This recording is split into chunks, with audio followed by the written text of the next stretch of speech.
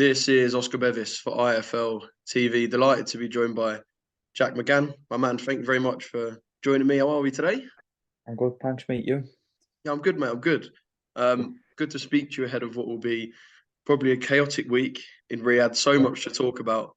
You're opening Riyadh season. Is this kind of a bit of a pinch yourself moment? Yeah, it was just especially with I've had so many things fall through the last 12 months. So this whole time I've been like, up until about a month ago, I was like, the phone. Every time the phone went, I was like, this is it. This is the call. The shame not on. This is it, and it's just not happening. And then you add on, the Riyadh season opening that, and then the opponents, and just the size of the bill. It's just it is a very pinch me moment. Talk to me about how this opportunity was presented to you.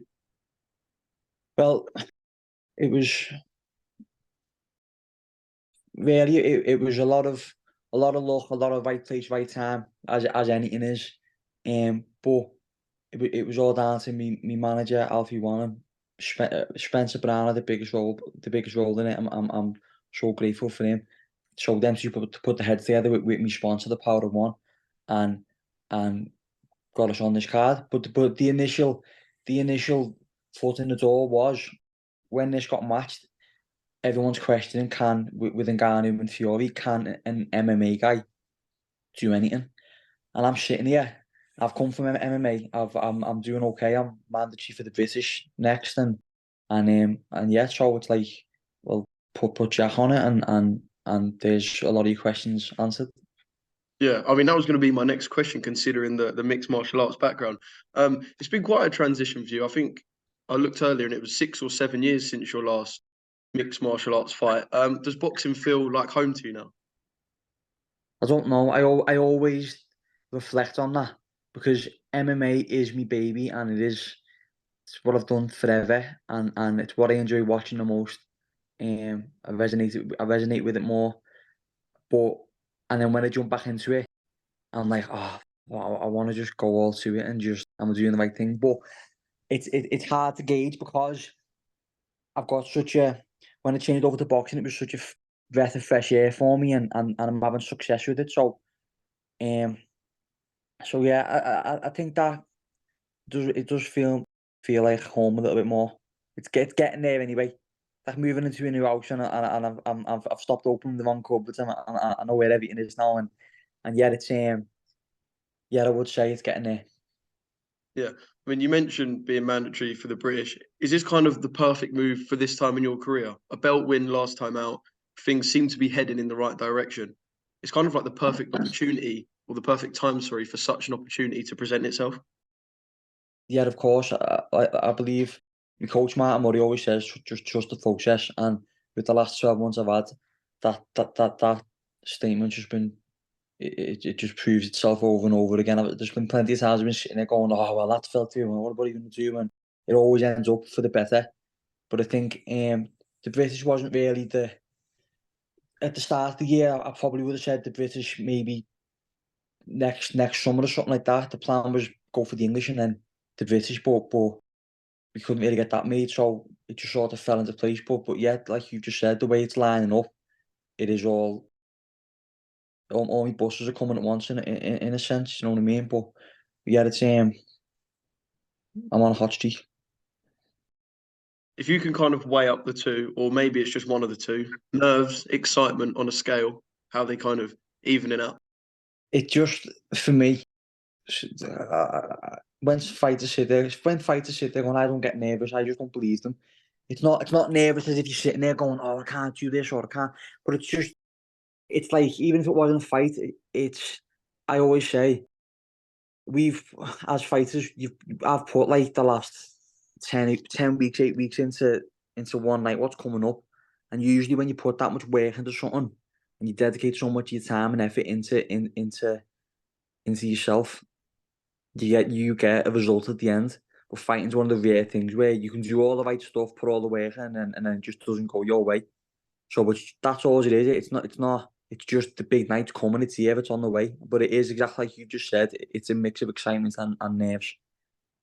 Yeah, I want to quickly talk about the promo on Instagram that we saw from Tom Hardy, obviously, who we know that you know well. Hello, Jack. It's Tommy here. I'm just on the set of the old Peaky Blinders, mate, and I know that you've got a big fight coming up this Saturday. How are you, Jack? Very important that you have feel supported, right, by the ones what love you and what support you. Yeah, well, you see that it's like to touch on the promos that are getting done for Fury's and Ngannou's fight.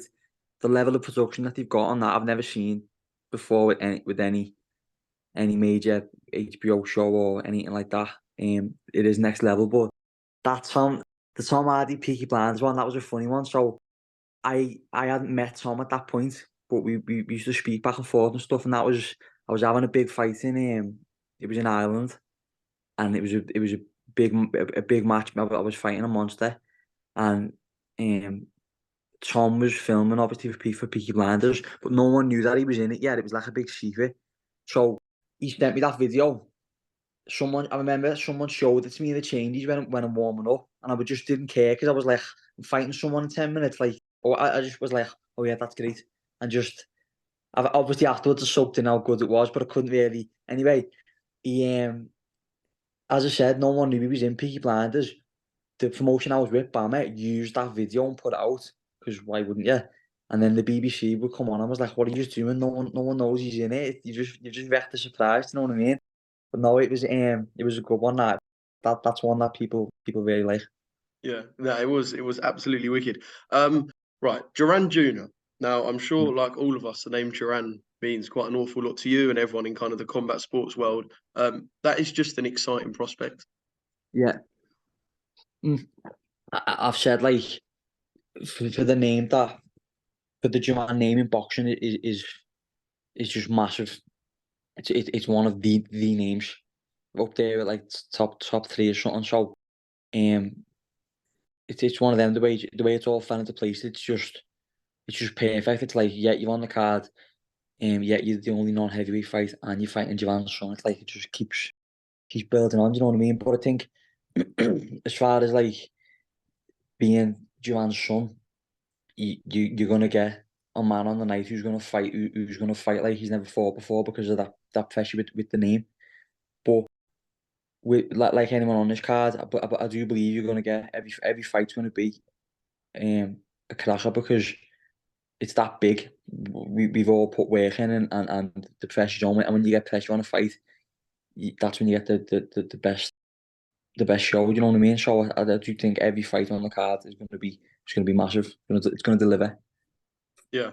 Are you one of them people who envisages before a fight what's going to happen in the ring? Obviously, boxing is so unpredictable. Combat sports is unpredictable. You never know. There could be cuts in the ring. I mean, there's going to be things that you don't expect to happen. But are you one of them people who will envisage before you go to bed at night when you're just sitting on the sofa, envisage kind of a fight before it happens?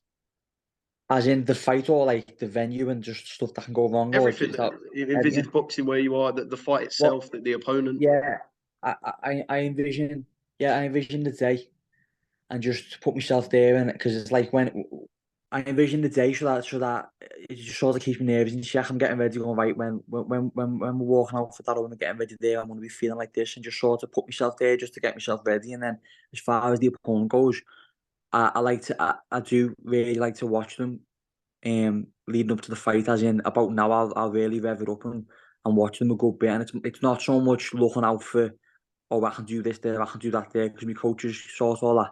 But it's just so I get a feel of them, and I can picture them clear in my head, and then just sort of takes that edge off it. But apart from, like, another thing I would say, this is me, I think, ninth, maybe it's my 10th boxing match, but it's me 26th overall as a professional, because I've done 16 fights in MMA. So I've been around the block a bit, and one thing I've learned is it's the fight game, and shit happens. So when stuff does go wrong, it's not. I'm ready for that as well. And I'm talking more there, not in the fight. I'm talking build up stuff you might get there, and I don't know the way they do it in Riyadh might be a bit different, and the build up might be different. And it might just be a few little things on fight day can put you off if you're not prepared for it. You know what I mean? So, but yeah. Talk to me a bit about the Jack Mcgann who made his professional debut. Was it 5 or 6 years ago? And the Jack Mcgann now in terms of boxing ability. I mean, obviously, you must know watching your fights back and in yourself that you're a better boxer than when you started. But how quick has that development gone? How much of a percentage of Jack Mcgann have we seen? How much of a better Jack are we going to see than last time out when you won that belt? Talk to me kind of about the process of you as a boxer as things have gone along.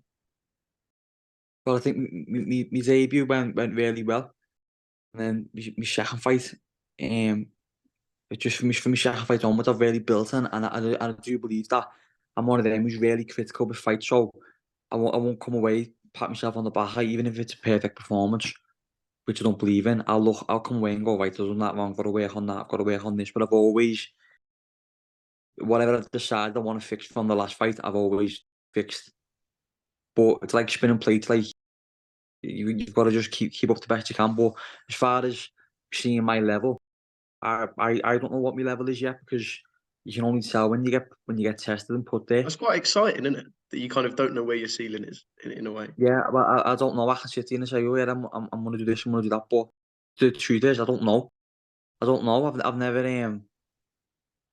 never come away from, like, I know spars. I've never come away from sparring when I got battered there, or I've sparred top guys, and I've always held my own, and I know my abilities high, and on big nights in history with my fight, I've always delivered and done the best, and you grow a lot there. So I don't know where my level is, but I know I haven't found it yet, and I'm at a pretty good level now. So we'll see. Yeah, it's quite, I guess, a full circle moment how you made your debut on, was it Manchester Arena, the Fury Sefri undercard, and Yeah. now you're fighting on the Fury Ngannou undercard. Kind of a bit of a full circle moment at this stage in your career. Yeah, well, and I got a third round knockout that night, and I also I remember I had a black eye in some of the lead up to it in the media stuff, because I remember thinking I was like, I'm making my debut and I've got a black eye and I'm the MMA guy, and everyone's gonna be saying I can't box, and just it's funny how it's come back round. Yeah. Yeah, no, wicked. When you're on a stage with such value, are you going to place a lot of importance on how you look to the outside world, I guess, because you're not stupid. We've heard this a million times. How many eyes are going to be on this night in Riyadh? You want to walk away with a win, yes, but is there kind of a huge importance placed on people walking away and going, "He might have won, but Jack can fight, Jack can bang"? Kind of an importance on how you look in that victory. Yeah, 100%. Because when there's this many eyes on it, and I've been begging for, give me TV fight, give me TV fight. And my last 4 fights that haven't been televised, or the last 3, they've delivered. But I've been asking for this and I've got it now, so it is up to me, because you can still win and be like, oh yeah, well he won, but it wasn't not that, even if it wasn't close, you'd be like, yeah, but he won, but would you watch him again? That's it. I've got to make people want to walk away and go, next time he fights, I'm not gonna go up the bar, or I'm not gonna go make a cup of tea. Do you know what I mean? I'm gonna make sure I'm on it. And as I said, my history's always, I have delivered on that, so I believe that's gonna happen. But I do place a massive importance on not only winning but performance. What are you expecting from the week? I mean, these guys don't do things by half. In terms of like the media, just kind of even the setup, what are you expecting from the lead up to the fight? Like I said, these guys don't do things by half. They chuck money at production, media, press conferences. What are you kind of expecting from all that? You know what? I've been trying to visualize it in my head, and I have thought on, when I was with that Russian promotion, they had massive production, like bigger than I've seen even today when I've been to shows and stuff. But I think this is going to be, even like with the promo video I was on about then, I've never seen nothing like it. There's no point even getting ready for it yet, because it's just going to blow me head off. So I've just got, I haven't got no expectations, because whatever I make, I imagine it's going to just get exceeded, So I'm just going there with excited just to see what kind of crazy stuff they come up with. Yeah. When you flying out to Saudi? Tuesday Yeah. I'll Mate, fly. yeah, mate, wicked, wicked. When you're on a stage with such value, obviously, I guess kind of this is its own little event, and you've still got your boxing journey after this. Providing all goes well in the ring on a big stage, a call out for any of your 154-pound rivals. I know obviously Sam's the one with the British title. Any noise you're going to make around that, or is it just kind of leave this event to itself and that stuff will come afterwards? Or can we expect a bit of noise post fight? So no, it depends how excited I am. I might get in there when I might start giving everyone that. No, I think that I don't have to, because that's it. It's this. I've got to just take care of business in Saudi, which the lead up. I mean, preparation says I should, and then it's on to the British. Yeah, mate, can't wait. It's going to be a massive event and brilliant thing for you to open Riyadh season. In terms of the boys at the top of the bill, how does this play out? It's good. It will be good to get your perspective as someone who has the MMA and boxing kind of combination of experience. How does this play out in a boxing ring stylistically? I think there's a few. I think there's a few points. Obviously, a lot of me points are like the same as everyone said. But from one, I'd say any heavyweight on the planet you put against Tyson, you pick Tyson anyway, apart from Usyk. And then even then, most people say, yeah, but Tyson's too big. So no matter who you put against Tyson, you say Tyson anyway. So to put this big thing saying, oh, well, he's got no chance and it isn't. Most people haven't got a chance for Tyson, in my eyes. Obviously, this is on a bit of a bigger scale, but I think that you've got Ngannou who can obviously smack.